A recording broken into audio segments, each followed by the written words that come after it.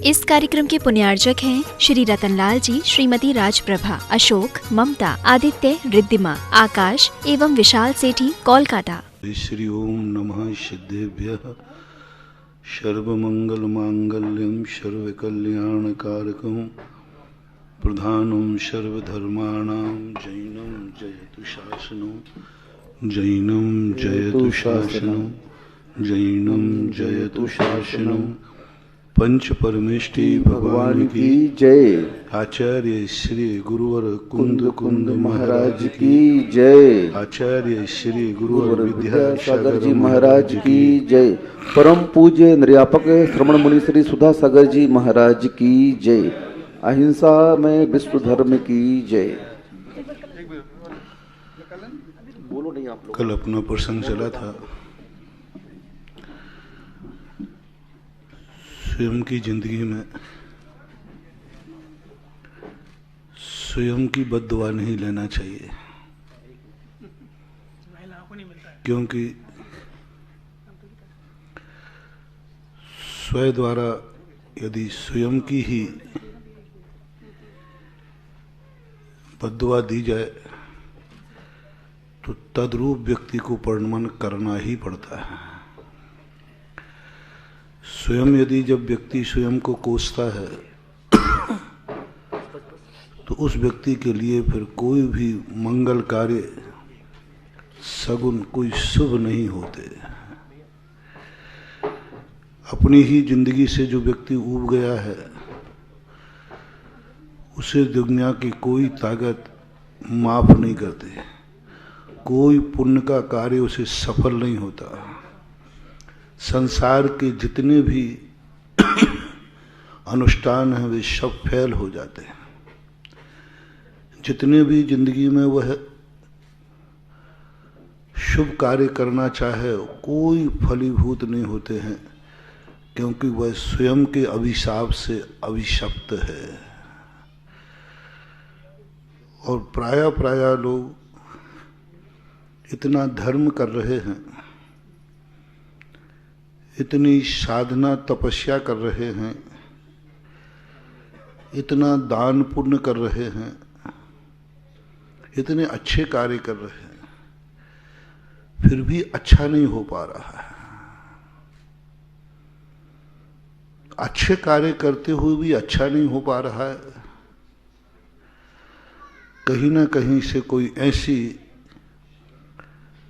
अभिशप्त बद्दुआ अपनी जिंदगी में लगी है कि वो सारी साधना और तपस्या को समाप्त कर रहा है। इतना धर्म जितना अपन लोग करते हैं, इतना धर्म करने की जरूरत नहीं होती है। डॉक्टर लोग कहते हैं जितना लोग खाते हैं इतना जीवन को जरूरत नहीं है।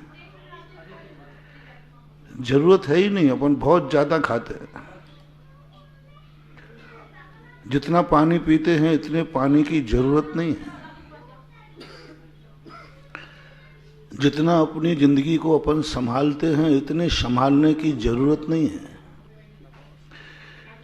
इतनी ठंड नहीं है जितने तुम लोग कपड़े पहनते हो।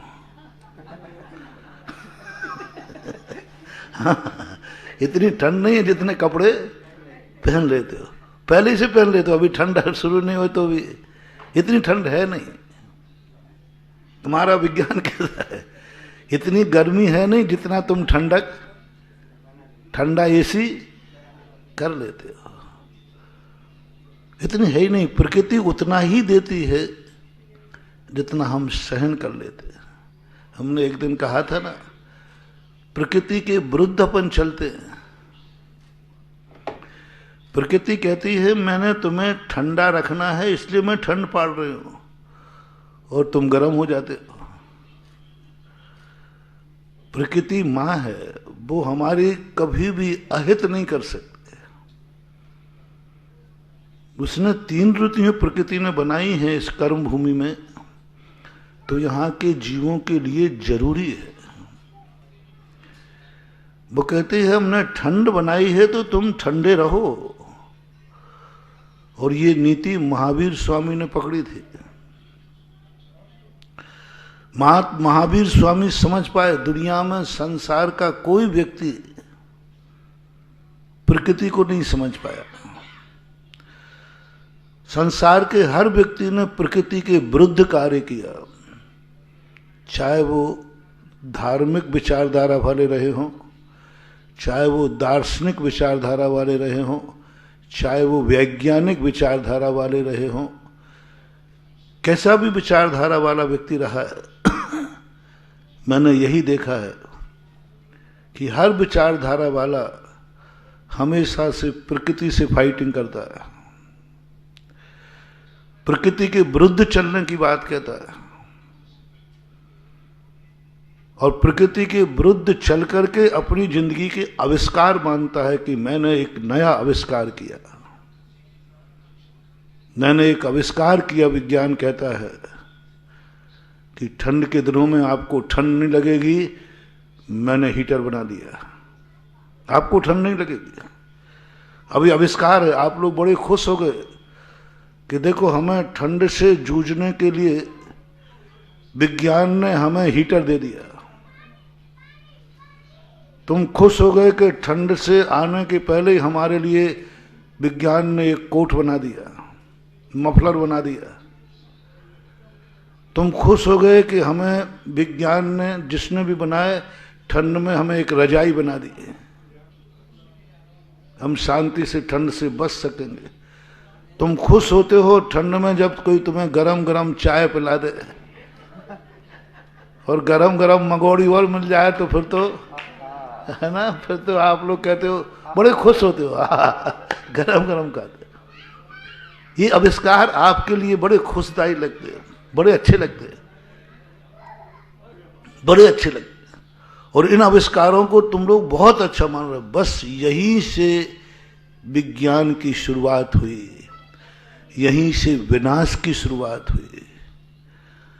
दुनिया के किसी भी व्यक्ति ने नहीं किया। किसी ने कहा ठंड लग रही, आग जगा लो, अंगीठी जला लो, तो अंगीठी जला लेते। तपस्वी साधु संत भी ठंड है अंगीठी जला लो, ठंड है फलानी चीजें खा लो, गर्मी आ जाएगी। ये सब मां के विरुद्ध चल रहा है। प्रकृति को एक मां की उपमा दी। मां हमें ठंडा रखना चाहती और हम गर्म के साधनों की तरफ दौड़ रहे हैं। दुनिया का कोई भी दर्शनकार ने प्रकृति के अनुरूप जीने की बात नहीं कही। हर दर्शनकार ये कहता है प्रकृति से कितने तुम बच सकते हो अपने आप को बचाओ, किसी भी ना किसी रूप में बचाया। मात्र एक महावीर एक जैन दर्शन के सर्वज्ञ थे जिन्होंने प्रकृति को समझा और प्रकृति को समझने का सबसे बड़ा प्रमाण पत्र है कि उन्होंने अपने सबसे निकटवर्ती आज्ञा प्रधानी, जो उनकी आज्ञा को किसी भी परिस्थिति में नहीं टाल सकता, उसको एक ही उपदेश दिया, यदि तुम मेरी आज्ञा मानते हो तो प्रकृति के अनुसार चलना। जब ठंड पड़े तो तुम ठंडे स्थान पर जाना, नदी किनारे। प्रकृति की जैन दर्शन की सबसे बड़ी देखो प्रकृति के प्रति उन्होंने कहा शीतकाल है श्रमण, तुम नदी किनारे जाना और जो प्रकृति मां के अनुसार चलेगा उसी को मोक्ष का दरवाजा खुलेगा। हम सब पंचम काल के जीवों को मोक्ष के दरवाजे बंद हैं क्योंकि हम प्रकृति के अनुसार नहीं चलते। हमें जब ठंड पड़ती है तो सबसे पहले पूछते हैं कमरा कौन सा बंद है, छोटा सा कमरा बंद है कि नहीं, देख लो खिड़की मुड़की वेंटिलेटर सब बंद है कि नहीं, उसमें भी फिर तखत, उसमें भी पर पाटा, पाटे में फिर और जो कुछ आता है तो अब आगे से हम बोल लेते नहीं हैं। जैसे बने तैसे ठंड से बचने का प्रयास सभी करते हैं। इसलिए हम पंचम काल के मुनियों को मोक्ष का दरवाजा बंद है। उस युग में उनको दरवाजा खुला था जो कहते नहीं, प्रकृति ठंड है, मैं ठंडे स्थान पर रहूंगा। और गर्मी के दिनों में हम लोग तलघर ढूंढते, डबल मंजिल मकान कौन सा है, प्रतिकार करते हैं, प्रकृति का प्रतिकार। प्रकृति कहती है मुझे तुम्हें गर्म रखना है, और गर्म रखना है तुम्हारे लिए, मैं तुम्हारी मां हूं, यही तुम्हारे हित में है।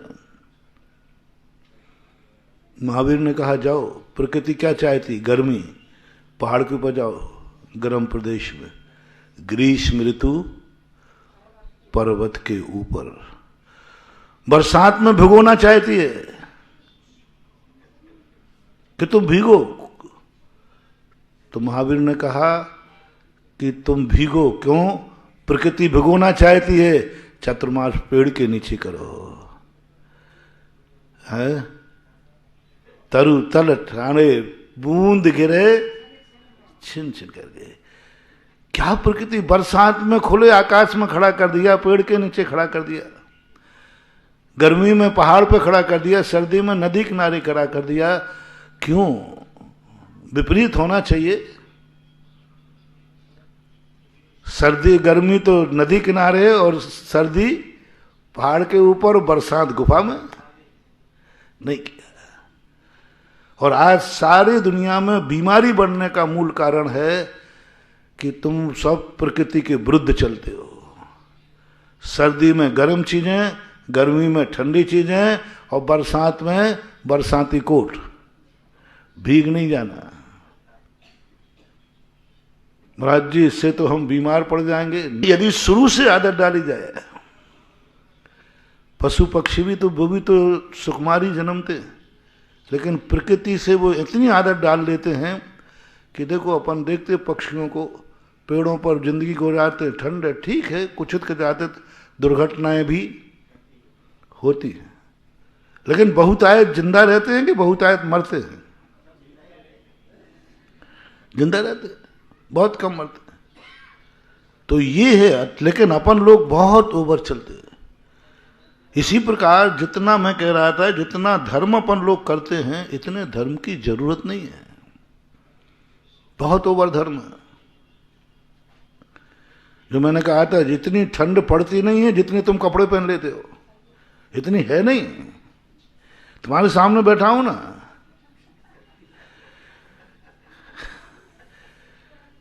और रात भर भी बैठे ही रहता हूं, और तो क्या करूं, है नहीं। जितनी बीमारी हेती होती नहीं, उससे ज्यादा वह तकलीफ महसूस करता है, सहिष्णुता कम है। जैन दर्शन ने कहा कि तुम 90% अपन लोग असहिष्णु हो गए, सहनशीलता खत्म हो गई।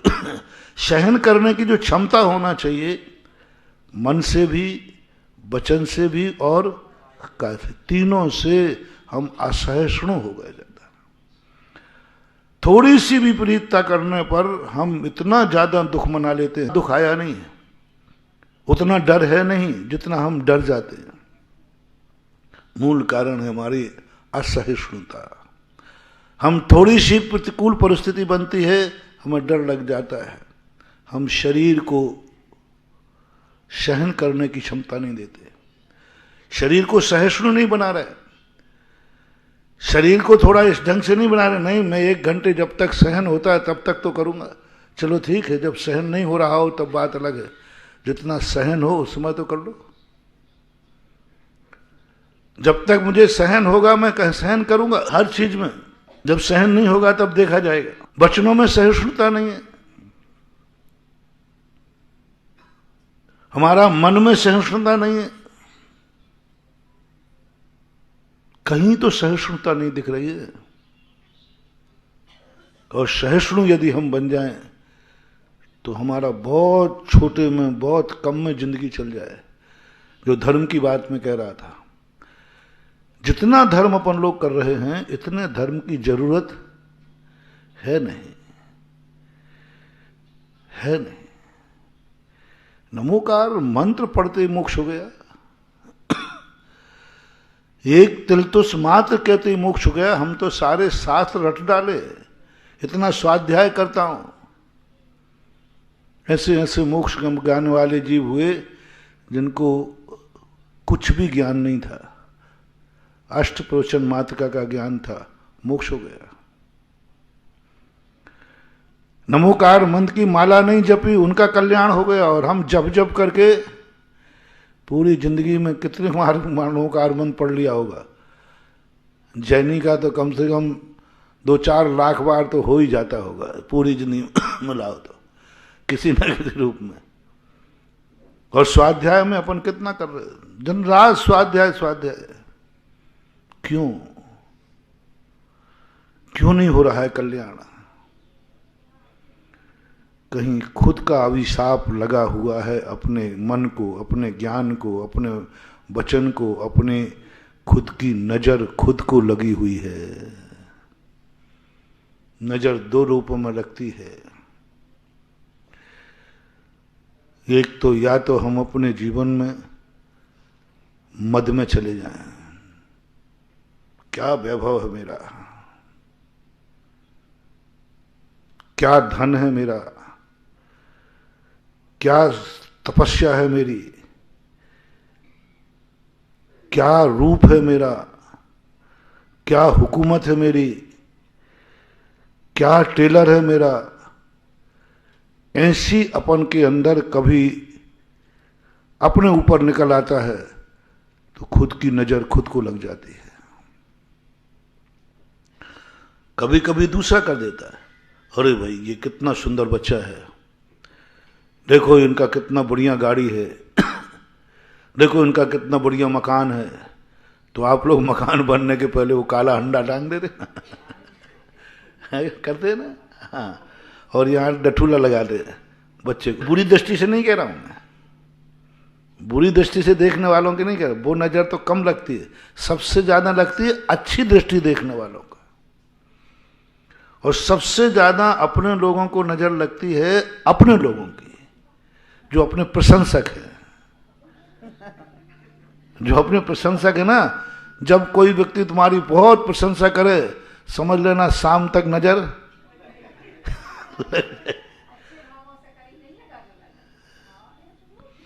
अब वो अच्छे भाव की तो अपन बाद में चर्चा करें, पहले तो ये है अपने लोगों की प्रशंसा लग जाती।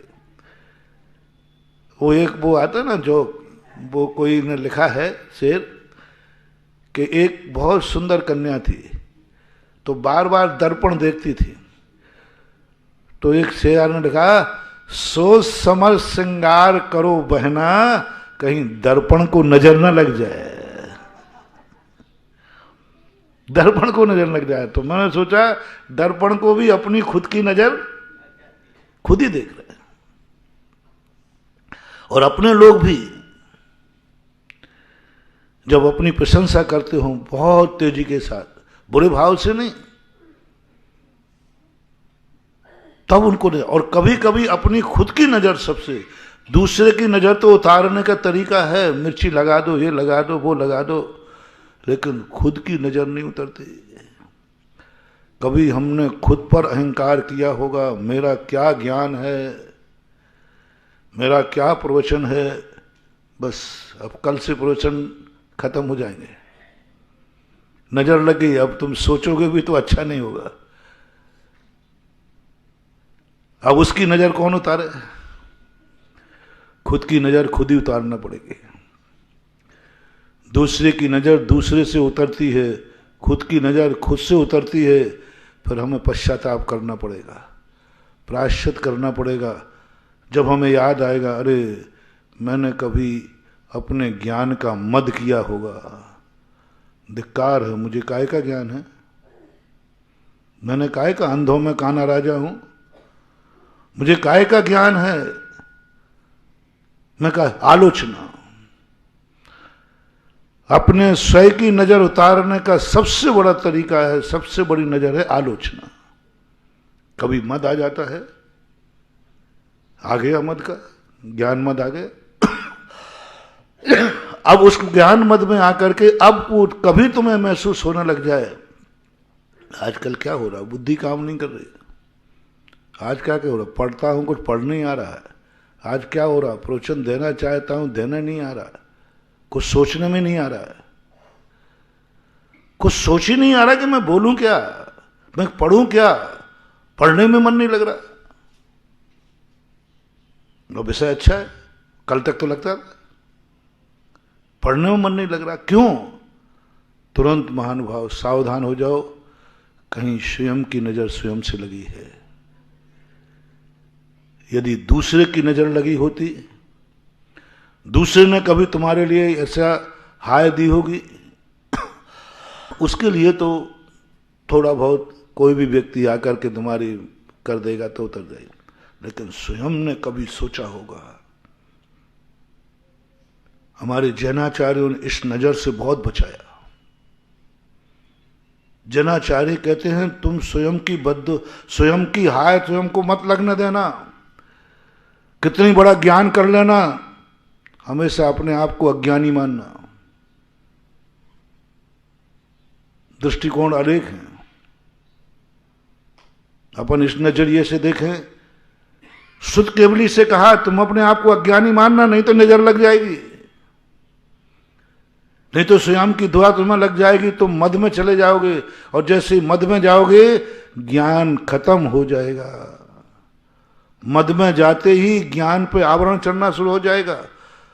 कार्मिक सिद्धांत की दृष्टि से देखो तो मद में जाओगे तो कर्म का बंध होगा, जो ज्ञान है उस पर क्या हो जाएगा, ज्ञानावरणी कर्म का।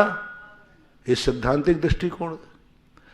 अपने आप पे ज्ञान पे मद करोगे तो तुम्हारी भ्रम बुद्धि हो जाएगी, तुम्हारा आचरण विपरीत करोगे, क्योंकि अहंकार व्यक्ति किसी को गिनता नहीं है। तो चरणानुग कहता है तुम चारे से भ्रष्ट हो जाओगे, क्योंकि तुम्हें ज्ञान का मद हो गया। अब लौकिक दृष्टि से देखें, जो जिस दृष्टि को अपन अभी प्रवचन में ले रहे हैं, कि तुम अपने ज्ञान का अहंकार करोगे तो स्वयं की नजर स्वयं को लग जाएगी, तुम कुछ नहीं कर पाओगे। अब इसका तरीका जब तुम्हें अनुभव में आ जाए, आलोचना, हा दुट्टकयम, हा दुट्ट चिंत्यम, हा दुट्ट भाष्यम, स्वयं की नजर उतारने का सबसे बड़ा फार्मूला है। जिस संबंध भी तुम प्रयास कर रहे हो, तुम्हारी योग्यता थी, कल थी, आज नहीं, और कल फिर आ जाइए। कल थी तो आज क्यों नहीं है? कल मन लगा था, आज क्यों नहीं लग रहा है? कल मेरे मन लग रहा था, कल इतना बढ़िया विषय था और सोच के गया था इस विषय को कल और पढ़ूंगा, लेकिन आज तो मन बस तुरंत 5 मिनट दो, हा दुट्टकयम, हा दुट्ट चिंत्यम, हा दुट्ट भाष्यम, 3 बार पढ़ लो, और ज्यादा तगड़ी नजर हो तो 9 बार पढ़ लो। आप चमत्कार देखना इसका। मैं मूर्ख, मैं अज्ञानी, काहे का ज्ञानी हूं? 4 किताबें 4 लाइनें यहां वहां की पढ़ ली तो अपने आप को ज्ञानी मानने लगा। अरे ज्ञानी तो शुद्ध केवली भी अपने आप को अज्ञानी मानते। मैंने तो 4 किताबें पढ़ी। हाँ, मैं अपने आलोचना करता हूं, और ज्ञान परिचय को जय प्राप्त। ज्ञान हो लेकिन ज्ञान का मद ना हो, ज्ञान परिचय जय। और वो यही बात सोचता है कि मैं अज्ञानी हूं, मैं काहे का ज्ञानी हूं। बस जैसे जैसे तुम ये करना शुरू करोगे, आपके ज्ञान को जो नजर लगी है ना, आपका पढ़ने में मन लगना शुरू हो जाएगा, आपका सोचने का तरीका चालू हो जाएगा, आपका प्रवचन में विषय आना चालू हो जाएगा। नियम से आप करके देखना इसको। कर्म सिद्धांत कहता है तुमने अपनी आलोचना कर ली, इसलिए आवरण का क्षय उपशम हो गया। कर्म सिद्धांत से क्या हुआ? हमने आलोचना कर ली ना, काय का ज्ञानी अज्ञानी ठहरा। और मेरा है क्या ज्ञान? हमने तो 4 किताबों से पढ़ लिया, टोटा रतन तो कर्म सिद्धांत कहता है इसके ज्ञान का क्षय उपशम हो गया। चरणानुग कहता है ये विनयशील हो गया।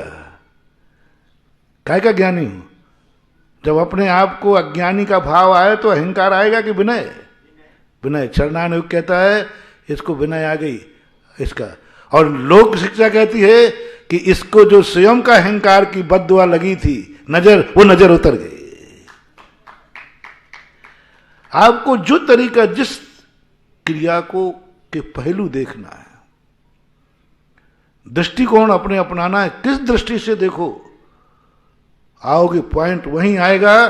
तुम्हें ज्ञान का मद नहीं करना है। कर्म सिद्धांत कहेगा, क्या कहेगा? कर्म से बंधना चाहते तो मद मत करना। चरणानुग क्या कहेगा? मद मत करना। और नजर क्या कहेगी? मद नहीं। ऐसे ही कभी आपके लिए धन दौलत में आ जाए, व्यापार बहुत अच्छा चल रहा था, आज तो कोई ग्राहक ही नहीं आया, बोन ही नहीं हो रही आज तो। कई बार हाँ वो होता है, ऐसी बात नहीं, होता है। कई दिन तो ऐसा अच्छा चल जाता है और बाजार में ग्राहक हैं, दुकान में माल है, फिर भी दुकान में मन नहीं लग रहा और ग्राहक ही नहीं आ रहे।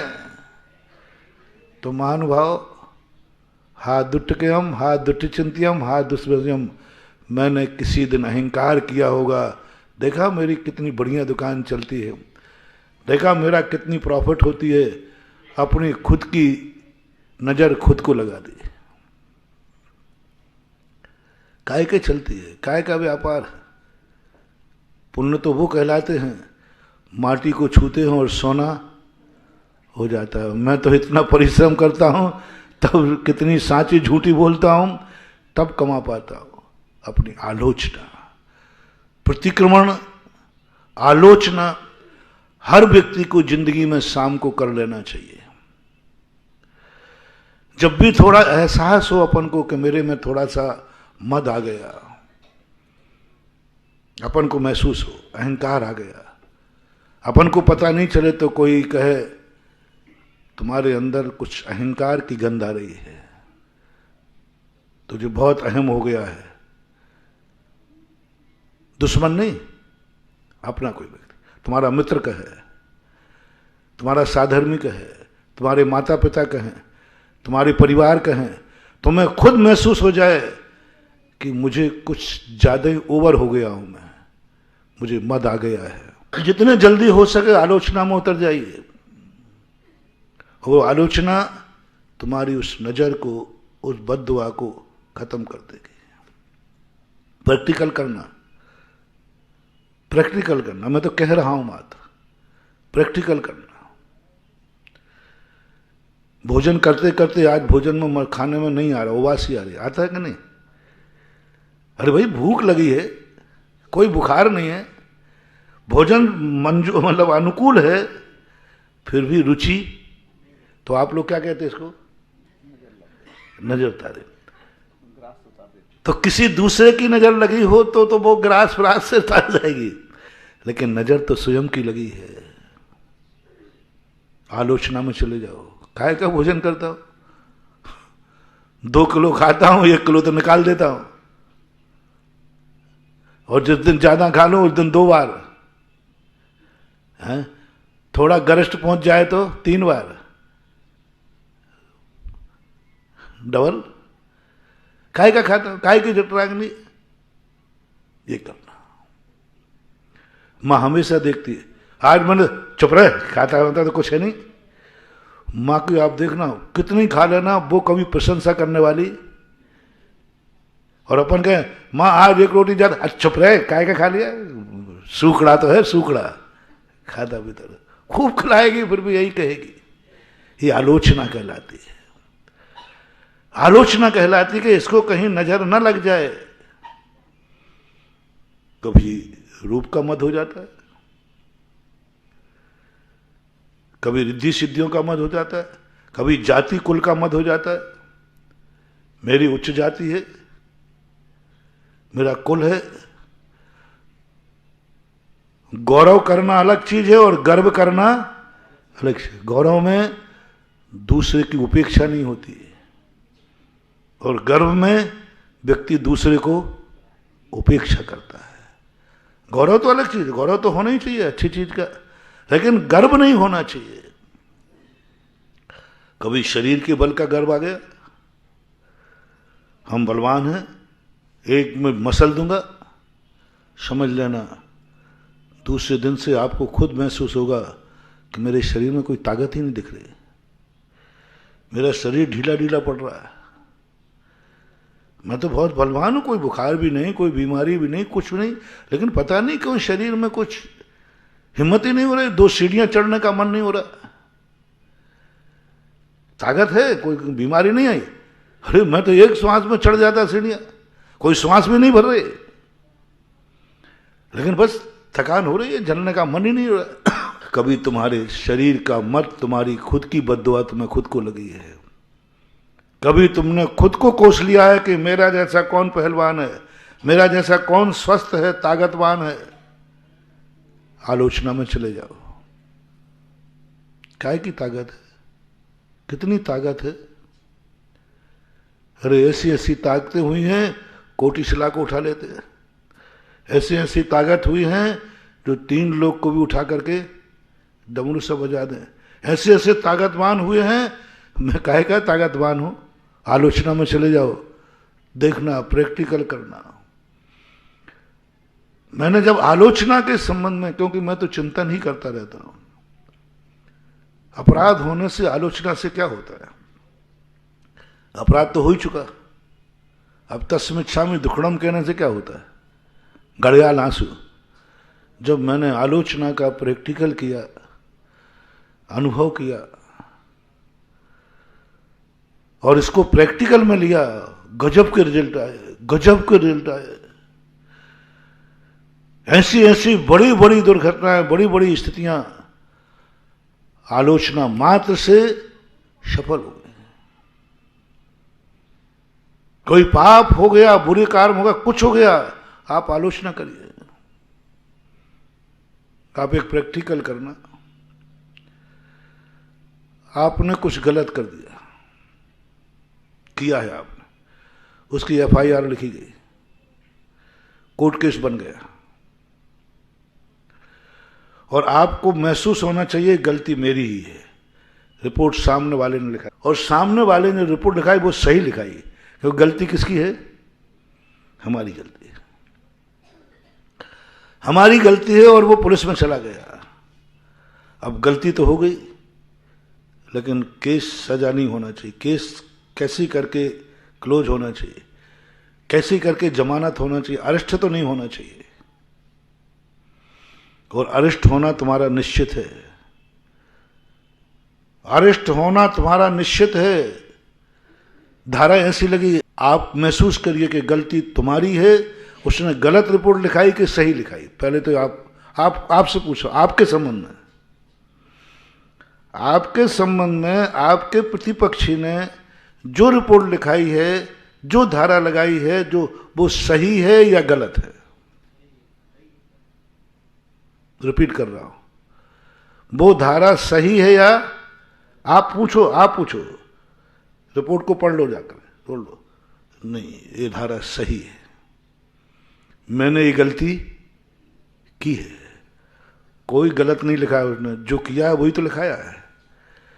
यदि तुम्हारी आत्मा बोले कि नहीं ये गलत लिखा है, मैंने ऐसा किया नहीं, झूठी रिपोर्ट है, उसकी चर्चा भी नहीं कर रहा हूं। अभी चर्चा किसकी कर रहा हूं, झूठी रिपोर्ट पर तो आप आलोचना करते हो, उसने गलत लिखा दिया, ये नहीं लिखाना चाहिए, मैंने ऐसा किया ही नहीं, झूठा फंसा दिया, वो तो सब करते हैं। मैं उसकी चर्चा कर रहा हूं जो तुमने रिपोर्ट पढ़ने के बाद कहा एक भी चीज गलत नहीं है, मैंने ये किया है। आप अंदर से कह रहा हूं एक्सेप्ट करो, और एक्सेप्ट करके अब बस आप देखना, आप आलोचना में चले जाइए, मुझे ऐसा नहीं करना चाहिए था, मैंने गलत किया। वो रिपोर्ट नहीं लिखाएगा तो क्या करेगा, उस स्थान पर मैं होता तो, बोलो भाई, अपन तुम होते तो क्या करते, सोचो, मैं होता तो वही करता, वो कर रहा है, तो वो कौन सा गलत कर रहा है, गलती तो मेरी है, 100% गलती तो मेरी है, मैंने ऐसा क्यों किया, हा दुष्टकयम, हा दुष्ट चिंतियम, हा दुष्ट भाष्यम, मैंने दुष्ट सोचा, मैंने दुष्ट किया, मैंने दुष्ट बोला, बस आलोचना में चले जाओ आप, 5 मिनट की आलोचना में चले जाओ आप, 10 मिनट, जितना तुम कर सको। दिन भर का मौका मिला तो तुम कर सको तो आलोचना करो, रात भर का मौका आलोचना करो। आप सुबह अप्रत्याशित देखोगे वकील आएगा, बोले आपकी जमानत हो गई। होना नहीं थी। वकील ने क्या कहा था, इस केस में जमानत तो होगी नहीं, एक बार तो आपको अरेस्ट होना ही पड़ेगा, बाद में छूट जाओगे। उन्होंने कहा नहीं, आपकी अग्रिम जमानत हो गई, आप प्रैक्टिकल करना, एक्सेप्ट करना बस। आलोचना का अर्थ क्या है? आलोचना का अर्थ क्या है? जो मैंने किया उसका मुझे खेद है। आलोचना आ समन्तात परी लोचन, सब तरफ से मैंने देख लिया कि मैंने एक मेरी गलती है, और ये आलोचना तुम्हारे लिए, मैं तो अपन लोग तो करते ही रहते हैं, आप लोगों को कह रहा हूं, ये आलोचना करना सीख लो। तुम गलतियां करना तो नहीं छोड़ोगे। तो मैं कह भी नहीं रहा हूं, मैं तुमसे कह नहीं रहा हूं कि गलती मत करना, क्योंकि तुम करोगे और मेरी आज्ञा का उल्लंघन होगा तो तुम्हें डबल पाप बंद होगा। इसलिए मैं तुम्हें संकट में नहीं डाल रहा हूं, क्योंकि मैं कहूंगा कि गलती मत करना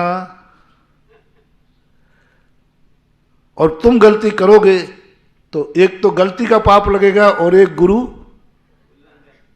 गुरु आज्ञा का उल्लंघन हुआ, गुरु आदेश का उल्लंघन हुआ, तो डबल पाप करोगे। इसलिए हम भक्तों को संकट में नहीं पाड़ते।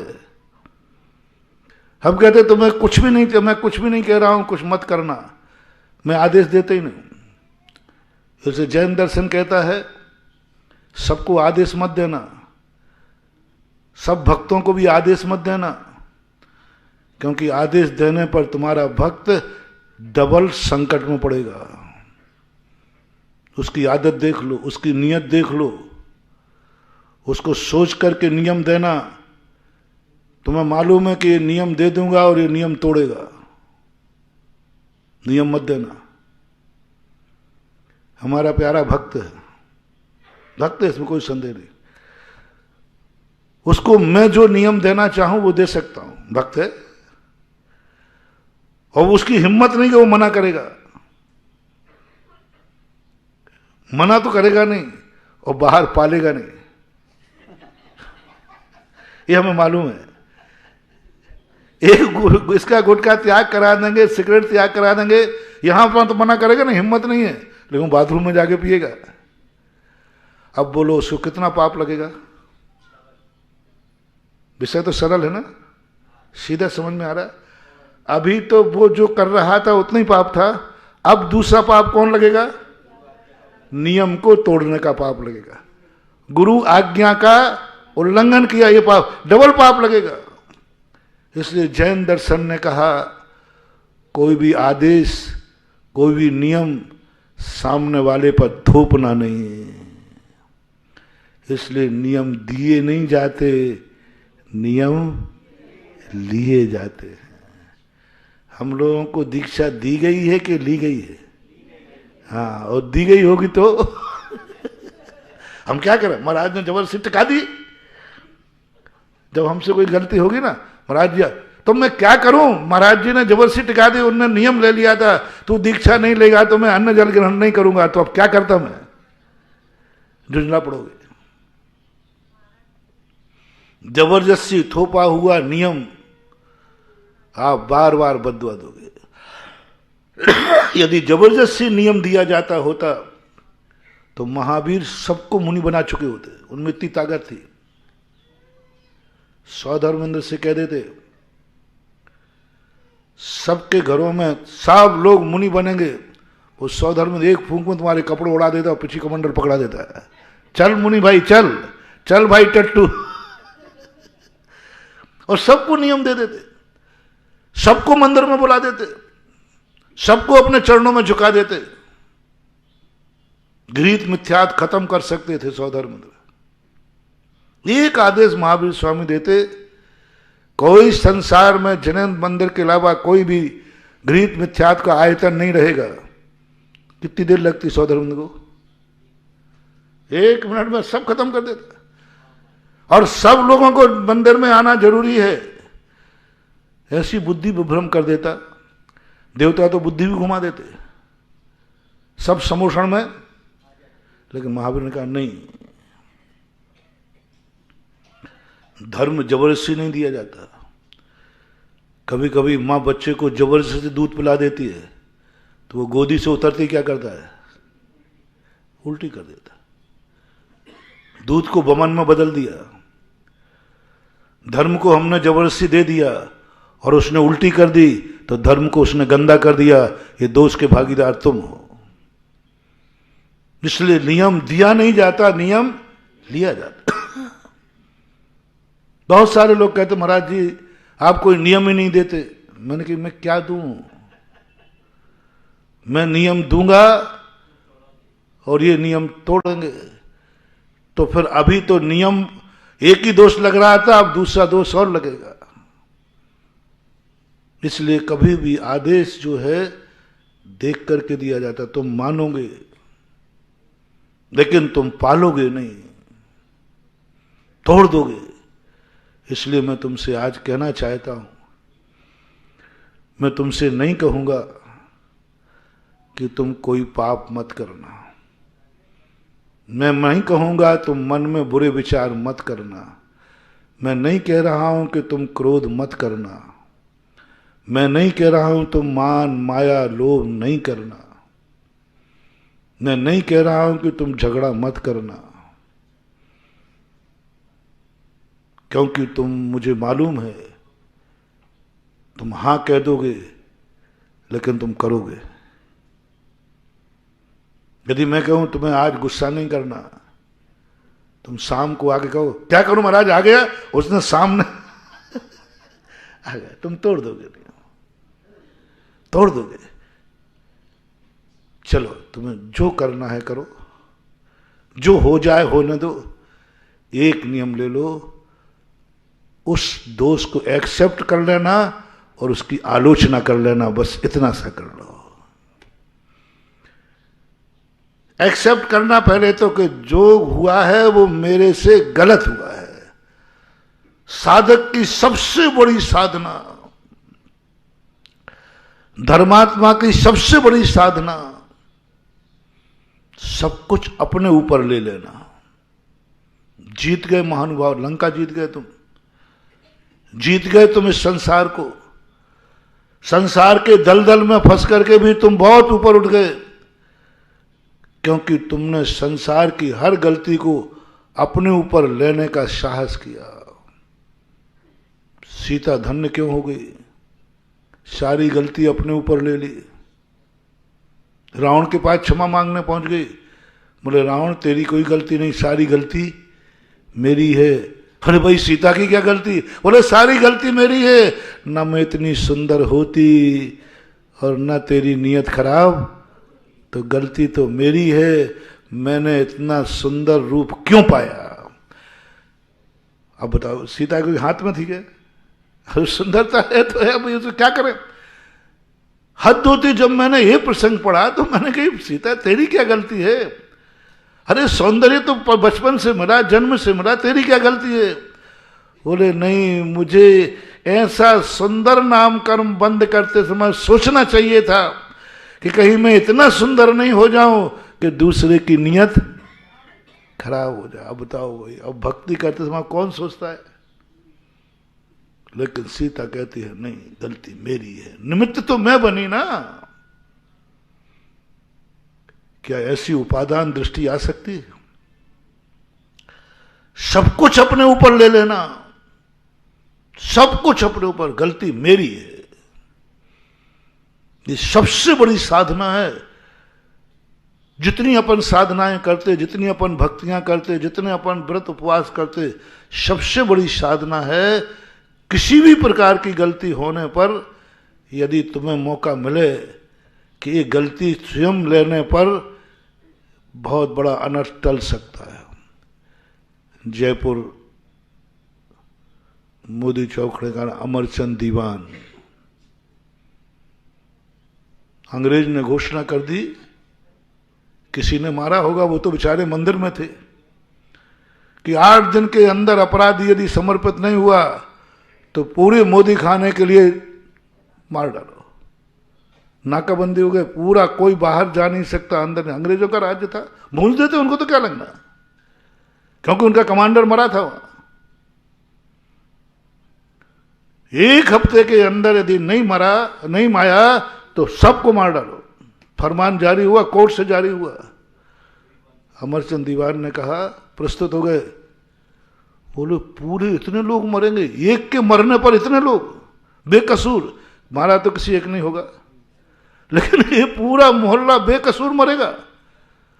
और दीवान जी जानते थे ये लोग मार डालेंगे, इनका कोई भरोसा नहीं है। जलियांवाला कांड तो मालूम है, घबरा गए, कोर्ट में जाके चले गए सीधे, बोले मैंने मारा है, मैंने मारा। मजिस्ट्रेट कहता तुम जैन साहब चींटी नहीं मारते, तुमसे चींटी नहीं मारती, तुम क्या मारोगे, तुम गलत बोल रहे हो, तुम नहीं मार सकते, देखो तुम बहुत बड़ी गलती कर रहे हो। बोले गलती तो आप कर रहे हो कि पूरे मोहल्ले बेकसूरों को मारोगे।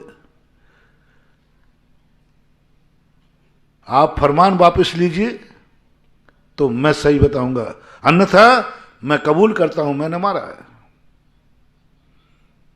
अंग्रेज तो काहे को अपनी गलती मानने वाले, हमने कहा तो फिर मैंने मारा है, मुझे आपने कहा था ना या तो अपराधी प्रस्तुत हो और या फिर तो अपराधी मैं हूं ना, लो मेरे प्रस्तुत होने से पूरा मोहल्ला बच जाएगा तो क्या फर्क पड़ता है, 4 दिन बाद मरना है, कम से कम पूरे मोहल्ले को बचा के तो मरो।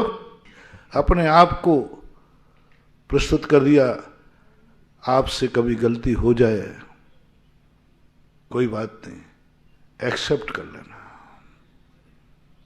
गलती है। और दूसरा प्रश्न है आलोचना कर लेना, मुझे ऐसा नहीं करना चाहिए था, मेरे से हो गया, मैं क्या करूं। हा दुट्ट के हम बस, हा दुट्ट चिंतियों, मैंने गलत सोचा, मैंने गलत किया, गलत किया, गलत किया। 3 बार आप अपने अंदर ध्यान में अंदर से करिए, चमत्कार देखिए आप। आपकी जो सजा थी, इसी आलोचना ने तो 33 सागर की आयु को 84,000 कर दिया। राजा शरणक किसका परिणाम था, 33 सागर की आयु बंद हो गई। कहां 33 सागर, इतना सा, बस इतना सा आलोचना कहा, ओहो मैंने ऐसे महापुरुष पे सांप डाला जिसने मुझे भी आशीर्वाद दे डाला। ऐसा तो दुनिया में मैंने कोई आत्मा नहीं देखी जिसको मैंने कष्ट दिए, रात भर कष्ट दिए, सांप डाला, और जब आशीर्वाद मिला तो मारने और बचाने वाले को हा दुट्ट के हम। जो आलोचना की है राजा शरणक ने, जो आलोचना की है, हा दुट्ट के हम, सुसाइड करने का मन बना लेता है। महारानी कहती नहीं, आपने अपनी आलोचना कर ली, आपने अपनी गलती एक्सेप्ट कर ली, बस इतना ही काफी है। इतने मात्र से 33 सागर की आयु 84,000 वर्ष रह गई। कितना सस्ता मंत्र दे रहा हूं, माला फेरना नहीं कह रहा हूं, कोई त्याग दान की नहीं कह रहा हूं, मात्र आलोचना, नजर उतारने वाली आलोचना। जिसे तुम नजर कहो, हम कर्म सिद्धांत कहेंगे, हम चरणानुयोग से कहेंगे, ये एक सज्जनता का लक्षण है। 3 अनुयोग एक साथ पढ़ेंगे, कर्म का क्षय उपशम बनेगा, चरणानुयोग से तुम सज्जन बनोगे, और जो स्वयं की नजर लगी है वो नजर भी उतर जाएगी, क्योंकि तुमने उस बात को अपने अंदर स्वीकार कर लिया। इसलिए अपने स्वयं की बद्दुआ, जो अपना कल से प्रसंग चल रहा है, कहीं अपने जीवन में हम खुद तो कहीं बद्दुआ नहीं दे डाली, खुद की नजर तो नहीं रख दी, मद के रूप में, बद्दुआ के रूप में नहीं, मद के रूप में। एक प्रैक्टिकल करना। दूसरा, कहीं हमने अपने आप को कभी कोसा तो नहीं है। दूसरी बद्दुआ लगती है नजर, दूसरा कोस देता है। बुरी नजर जैसे बोले, बुरी नजर वो ट्रक के पीछे लगा, बुरी नजर वाला तेरा मुंह काला हो। कोई जूते चप्पल लटकाए रहता है, और वो इसलिए लटका रहा है कि तुम बुरी नजर करेगा तो जूते पड़ेंगे तेरे में। तो आप अपने आप को कभी कोसा तो नहीं, कल मैंने कहा था, कहीं कोस तो नहीं रहे आपने कि ये कोई जिंदगी है क्या, इससे अच्छा तो मर जाना ठीक है। एक बार भी आपने ये कहा इससे अच्छा तो मर जाना ठीक है, अब तुम्हें 100 बार अल्पायु मिलेगी। अकाल में मरोगे, एक्सीडेंटल वो केस होगा, जन्मोगे और मर जाओगे, जन्म के पहले ही मरोगे। पूज्य रविशरण आचार्य महाराज का उदाहरण दिया पद्म पुराण में, 2 श्लोक लिखे उन्होंने। क्योंकि तुमने एक बार भाव किया था इससे अच्छा तो मर जाना ठीक है। ये कोई जिंदगी है क्या? ये अपने स्वयं की। और यदि कभी तुमने कोस दिया हो तो उसका उपाय भी बताता हूं। उपाय यही है कि अपनी जिंदगी कहो, पीछे वालों को देखो, उनसे तो मैं, नारकियों से तो मैं, त्रियंचों से तो मैं, कितने लोग, उनसे तो मैं बहुत अच्छा हूं, मैंने क्यों मरने का भाव किया, गलत किया, मैं तो बहुत अच्छा हूं, मैं तो बहुत भाग्यशाली हूं, मेरे पीछे लाइन लगी है, अरे मैंने भाव किया, भले मेरे पास सूखी रोटी है, भूखों की लाइन लगी है, नरकों में एक दाना भी पानी का नहीं मिल रहा और मेरे पास तो रूखी रोटी है। बस एक बार अपने किए हुए का पछतावा करके और अपनी जिंदगी को आभार कह देना, अपनी जिंदगी को थैंक्स कह देना, अपनी जिंदगी को एहसास कर लेना, नहीं मैं तो बहुत अच्छा हूं, तो ये दूसरी नजर उतर जाएगी। समय आपका हो गया, आगे फिर अपन चर्चा करेंगे। महावीर भगवान की। इस कार्यक्रम के पुण्यार्जक थे श्री रतनलाल जी, श्रीमती राजप्रभा, अशोक, ममता, आदित्य, रिद्धिमा, आकाश एवं विशाल सेठी, कोलकाता।